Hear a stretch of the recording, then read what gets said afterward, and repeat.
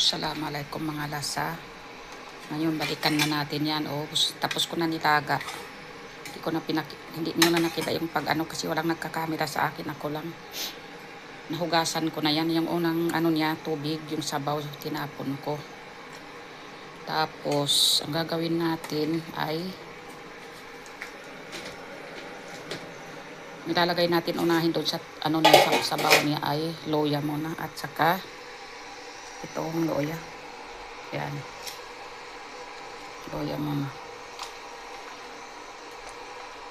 Mamaya na yung bawang at saka sibuyas pagluto na yung baka. Tapos pangalawa ay dahon ng laurel. Yan. Then ilagay na natin ang baka natin para lumambot. Palambutin natin yan. Siguro abutan ito ng mga 3 oras. Mga 3 hours ito.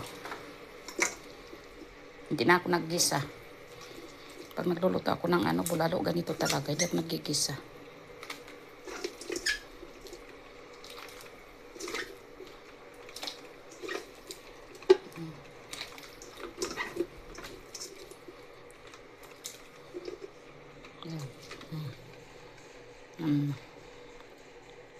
Mga 3 oras natin ito. Mamaya na ito ilagay natin. Ito at saka ito.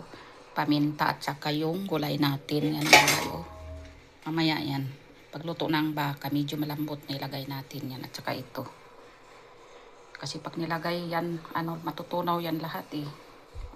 Mag-iiba ba ang lasa ng sabaw. At saka gulay, matunaw. Sayang. At saka yung paminta, mamaya. Lagay natin. Hayaan natin yung kumulo. Mga 3 hours yan. Pakuluin. Tagal-tagal. Bago yan lumambot. Takpan na natin.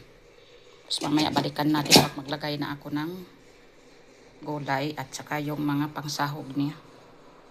Ito. Ang natira dito sibuyas, bawang at saka cubes. Beef ito, beef.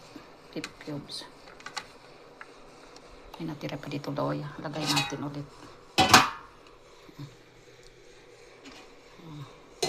Kamay ko kasi malinis naman ang kamay ko. Hindi ako nagluluto pag marumi ang kamay ko. Naghuhugas muna ako ng sabon. Mga 3 beses ko yung hinugasan ng kamay ko. Para malinis bago ako magluto. Para hindi magkasakit yung mga taong kumakain. Ganun ang magluto. Maghugas muna. Okay na, bye-bye. Bye-bye na mga lasa.